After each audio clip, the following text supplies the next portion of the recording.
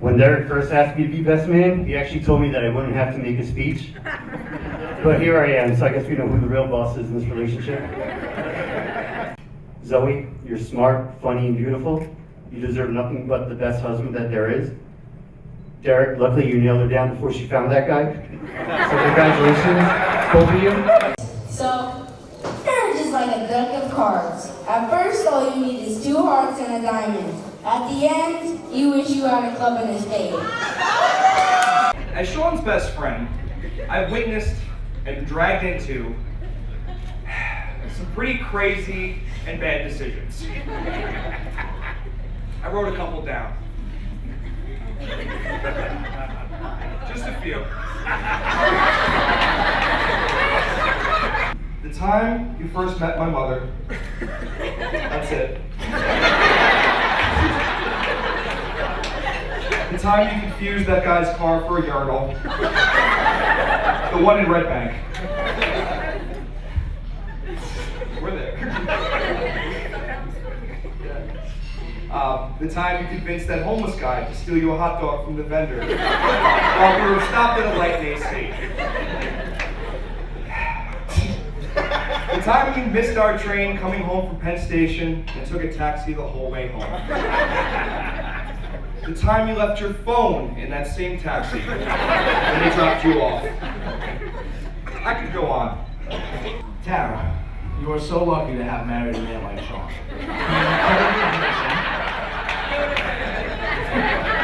He's incredibly handsome. He's very caring. He's funny. He is jacked. He is awesome. He is. I can't read this thing. The third thing I learned is how challenging it is watching a movie with someone who has Tourette's syndrome. Let's just say we really do have her to thank for this party tonight. Otherwise, we might be in my backyard under heaters. That's where I learned that every single time Lori goes to the bathroom, she's not really going to the bathroom, she's going to get a hot dog or a sandwich or something.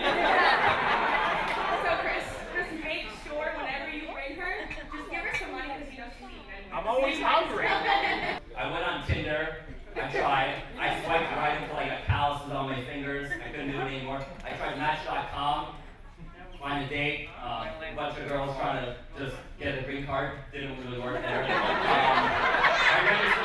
I registered for blackpeoplemeet.com, denied, I don't know. I tried everything I could. Chris's peanut butter, and which is kind of weird because as tiny as you are, I've seen Chris eat sandwiches as big as you. So I keep thinking like this man is like no joke. For my speech originally, I actually wrote your obituaries, which I decided to scratch out, but some marriage and death is pretty much it's very simple. It's very simple. All you married couples, stop. You're looking at me like zombies because all the time, right? Single. Thank you. Sorry, Chris didn't take my advice on pickup lines, but I'm glad it worked out. Chris was always very shy. The phone would ring and he wouldn't even say hi. But he went off to high school and met a girl named Megan, and ever since then he's been living in heaven. They've been together for 10 years, made it through many laughs and tears, through high school, college, now PhD, a semester in Ireland, and a trip to Italy. That must have been hard. On every trip, Chris used to complain, but Megan survived without going insane. Of course she did. Megan's so sweet. She heals kids from their heads to their feet. Over the years, Chris and Megan became adults. They both studied hard, focused on results. They made a home together, 1 cat, then 2. To good food, a home, and nice clothes. And if they have children, that they get Megan's nose.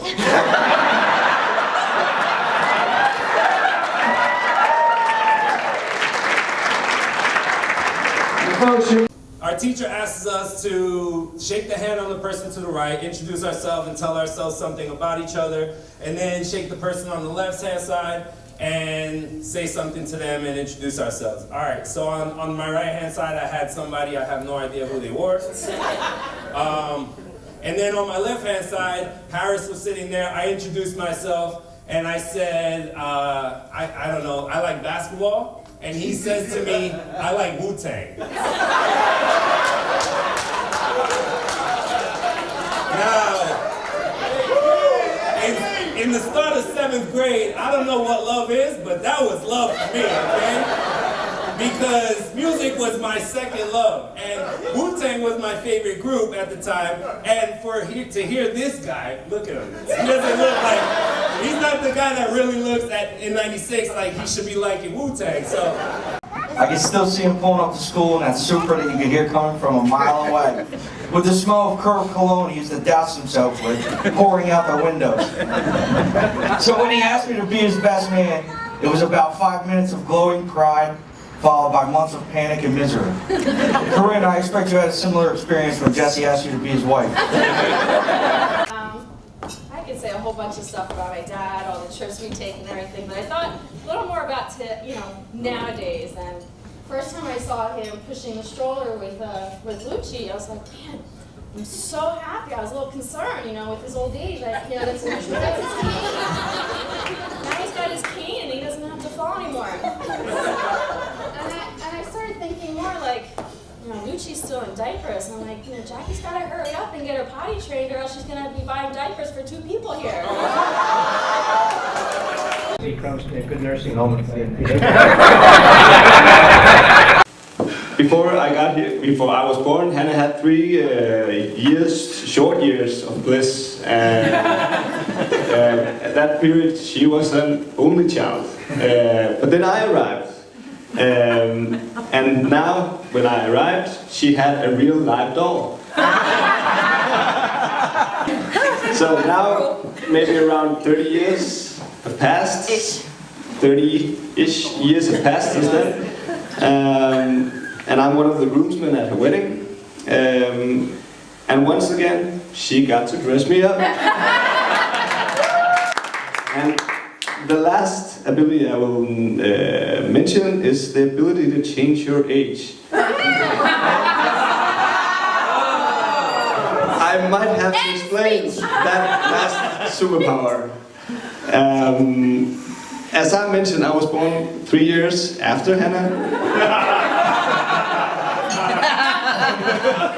But at some point, I don't know what happened. Maybe she wasn't happy with the fact that I was born 3 years after her. But at some point, we were actually the exact same age. I don't know how it happened, but it happened. So we got to be twins for a short period. And then you got to be my big brother. That too. Magic. Luckily, that power is out of use, even though you still look younger than me. There's a lot of things. Well, one of the things I want to say, what did we say? Oh, we said sorry. So you never have to say you're sorry when you're in love. Okay, that's bullshit. Brian, learn how to say I'm sorry.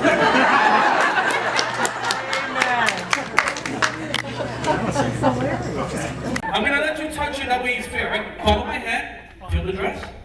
Easy. Now feel the Alright, feel any here. Alright, wait, go down to the shoe, that way you know it's a high heel. Good, music team. Hey, music team.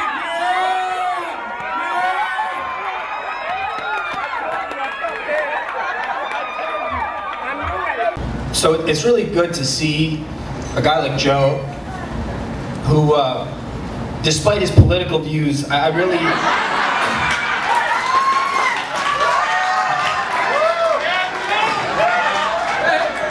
I know, I'm in a room surrounded by a lot of middle-aged white people, so I know exactly where this party line fell, but for the Latinos in the back and some of you that are here legally, it's okay. So the only thing that John said that was incorrect is this is not going to be a few words. Everyone was asking, why did they pick the most long-winded brother to give a speech? The answer is pretty clear. I mean, a very attractive women love me. I'm great with words, the best words. Rachel has overcome a tremendous amount in her life. She's very intelligent, very high GPA, very hard worker. She's achieved a tremendous amount in her life, and because of that, she was always really great at telling me what to do. So like when I was younger, she'd be like, "You gotta study and do your homework," or like, you gotta wake up on time and go to work, or I never liked her in the first place. So the first time I met Carlos was New Year's Eve in 2011, and I just thought he was a bad hombre at first, but what I realized was that I was more mad at my mom than I was at Carlos because they kissed, like in front of everybody, and like the stuff, like I had to sneak out of my house through a really small window and like steal a car to go kiss somebody. They just got to kiss and mom didn't do anything about it. I mean, to be fair, Rachel had to bend down pretty far to do it, but it was still, it was fun. Because not everyone decides to, I have to go into it. Buy a house, get a puppy, go to nursing school, work 80 hours a week, and then plan a wedding. Because that's what you do when you do all those things in 1 year. So, That's why we're leaving for Punta Cana in 4 weeks. So we're taking the honeymoon, the kids are staying home. A treasure was born in December '88, and a Dale named him Nathan. We can call him Nate. Now, does anybody remember what Ann used to say? What did she say? You're not going to call him Nate. His name is Nathan. Well, remember that. He was a happy child. Nathan was a joy, so much so they said, we'll have another boy. Kyle and Nathan were an inseparable pair, 2 peas in a pod, but different, to be fair. Nathan knew an angel that he can only see, took his ball on the wall, and his mom still believes. He grew up playing soccer in a real football town, and was the soccer mom, driving teams all around. He loves basketball too, I found that out firsthand. He can make lots of shots from 3-point land. How do I know that, right? Now, Katie's a peach. He couldn't do better. It's evident to all when we see them together. Last year when I showed up at your house out of nowhere and texted you and told you to come inside and told you that I was pregnant, and you started squealing in true Katie fashion, and Todd came barreling in the house asking, "Where is it? Where is it?" And I bugged to squish. I knew that was the perfect man for you. I was desperately racking my brain trying to think of like what I can say here that would mean anything to Kieran and Donna, and then I realized this thing. It's at the same time, I know it seems like it's a non sequitur, but my parents just got a puppy. And I was thinking about all the things they're going through with the puppy and all everything, and then I'm thinking about how we're nerds, right? And you relate to nerds a little bit different, right? We're a little bit of a different type of person, and I realized so many parallels between owning a puppy and marrying a nerd, as my wife can tell you, right? So I looked up a couple, and I'm just going to kind of break them down a little bit here. So the first one is like, nowadays they talk about cage training puppies, right? So the puppy needs to have a place where it can go and it can feel safe. That's called a man cave. That's absolutely critical, all right? Like that's a place where we go and we go back to our Neanderthal roots, right? Second one is, with a puppy, you gotta set boundaries. When a dog starts chewing on your shoes, you're like, no, you can't do that, right? And it's the same thing. And so what's gonna happen is we have nerd hobbies. And they can cost time and they can cost money, so it's really important that you really, work out ahead of time a budget for time and money on what the nerd hobby is gonna take. And that's funny, but it's real advice, actually. And then the third one is they say you have to socialize your dog. Your dog has to hang out with other dogs, right? And so what I'm saying is that Kieran and I still need to be allowed to play video games. 我和我的太太等待这一刻等了好久了。My wife and I have been waiting for this moment for many years. We have some sons, and they are so happy to call Jessica their sister. In fact, they are excited to be uncle. And they will call Andrew grandfather. As the book says, let every man and woman work out their own marriage with fear and trembling. God bless you.